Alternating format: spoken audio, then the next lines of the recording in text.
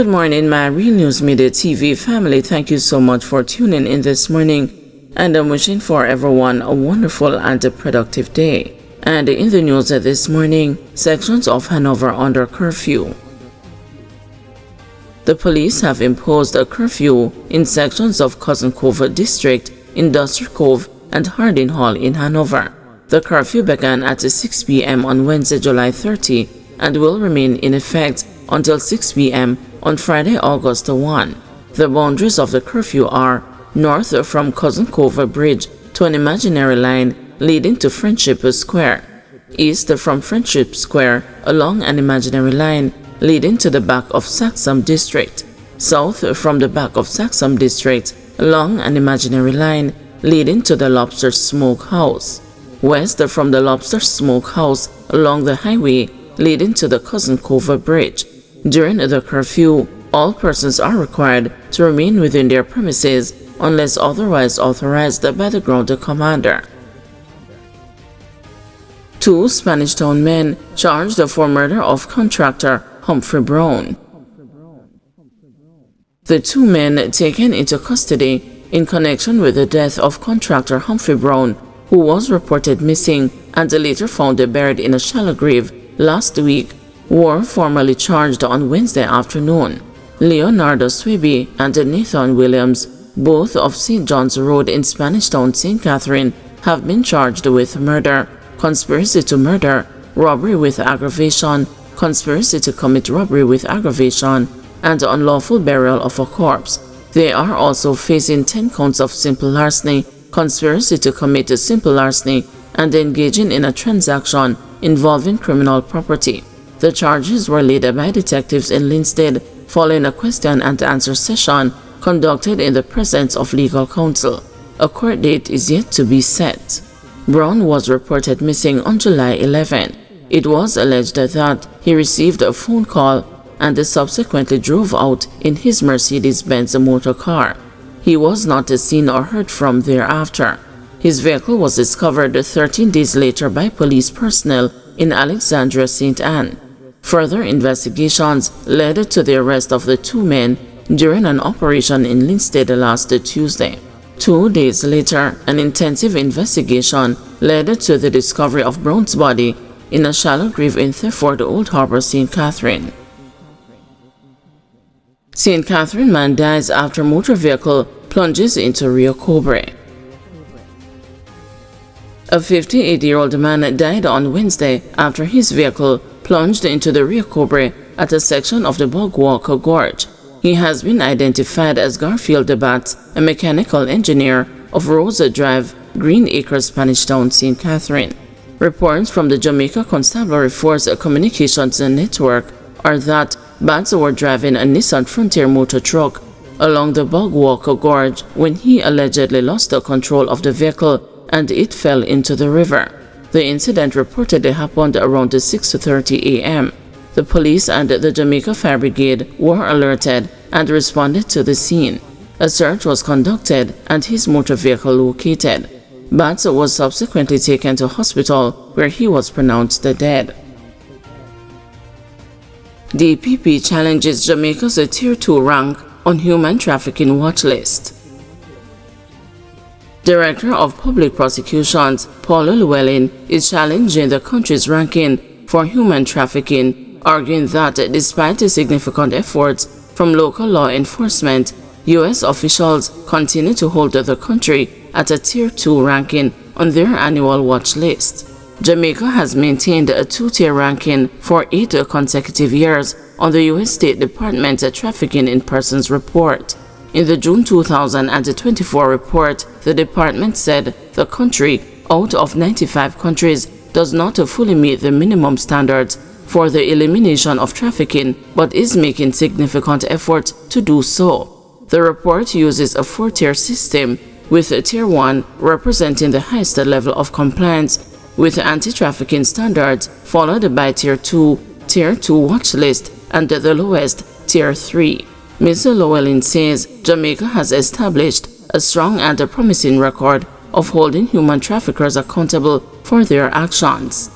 Now, I'm a member of the International Association of Prosecutors, and I can tell you, when you talk to prosecutors, including American prosecutors, if you look at the statistics worldwide, we all have the same challenges. And sir, I welcome you and embrace you to Jamaica, but I am known for rocking the boat.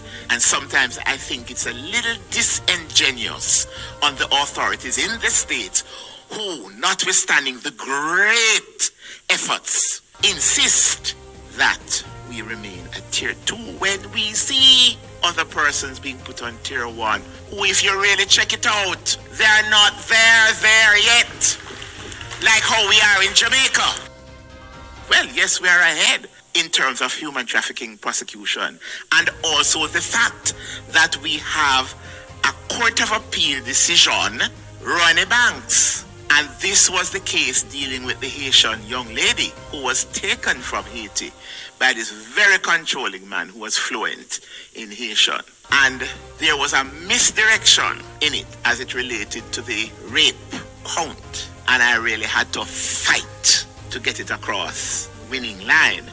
But in terms of the judge's treatment of trafficking, it brings out that Jamaica's legislation is a model one. There is no gap. So again, for the life of me, I don't know what it is that we need to do further. Wage talks between Carib Cement and union hit hurdle. Wage talks between the management of Caribbean Cement Company and the Union of Clerical Administrative and the supervisory employees representing the workers broke down on Wednesday. It was expected that the parties would have signed off on a wage agreement at Wednesday's meeting at the Ministry of Labour. But according to UK's, the talks have hit a snag. UK's President Vincent Morrison says the parties are close to a deal, but the company has refused to budge from its current offer.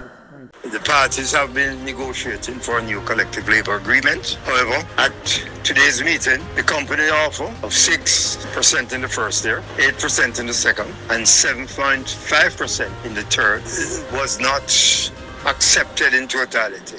In that, the union position is 6% in the first, agreed, 8% in the second year, agreed, 8% in the third year. The company offer was 7.5%. So there's a difference of 0.5% between the parties. The company is pushing for the matter to be heard at the Industrialist Tribunal, which would take probably another 18 months. The workers have been waiting since July last year, and the union is adamant that the parties, being so close to a settlement, that the matter should not be sent to the Industrialist Tribunal. Parking pain at UHWI, car park fees adding to patients' suffering. The simple act of parking at the University Hospital of the West Indies is becoming a financial burden for patients and the caregivers already grappling with the emotional and monetary toll of illness.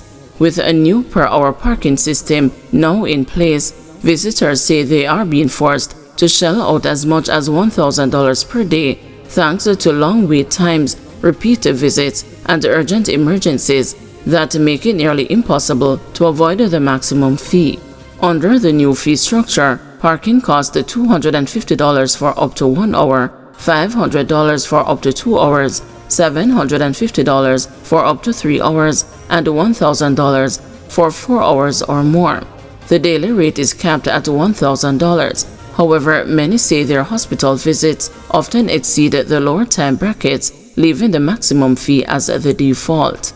Joy, a mother whose son is being treated for a mesenteric mass and abdominal growth requiring frequent visits, says she has already spent thousands just on parking. "I come here so often, me know it going to pass 3 hours, so me just bring at least $1,000 every time," she told the news. "It's like an indictment because you drive." In March, Health Minister Dr. Christopher Tufton officially opened the new car park, describing it as the first major milestone under Phase 1 of the UHWI Redevelopment and Modernization Project. About 2,000 cars pass through these premises every day, he said. But for Joy, the new system feels like a heavy burden, not a milestone. This isn't about care anymore, it's business, she fumed. To be sick in Jamaica is more expensive than living, she added. Before the new structure was built, parking on hospital grounds was free, though theft had been a major concern. Now Joy says there's no affordable alternative. Last week, I asked her security, what if I not have the money? She said, the ATM they up the top. Like you have to have money. This is 7 times I come since last week. That's $7,000 gone just for parking. She said, noting that medical wait times are often unbearably long. Other visitors shared similar frustrations. One woman who came on a Sunday to visit her dying uncle said the lot was full and the people were confused and distressed. People so frustrated we never even realized what was happening, and the lot was full, she recalled. Some motorists desperate for space began parking on grassy areas clearly marked no parking. Others questioned whether the service matched the cost. You give us paid parking but no guarantee of safety or speed. You're forcing us to pay and still asking us to wait 5-6 hours. That's crazy, one visitor said. Around midday on Tuesday, a woman who had been at the hospital since 6 a.m. was told she would be charged $1,000, a routine fee for anyone forced to wait hours for care. If you go to private hospitals, parking is free, but here, every visit feels like a fundraiser for the next building project, she said. A man who turned up to collect a medical record said he was caught off guard by the charges. Me go inside and nobody at the desk, so right away me realize me have to pay, even though me just come to collect one paper. He suggested a more affordable rate.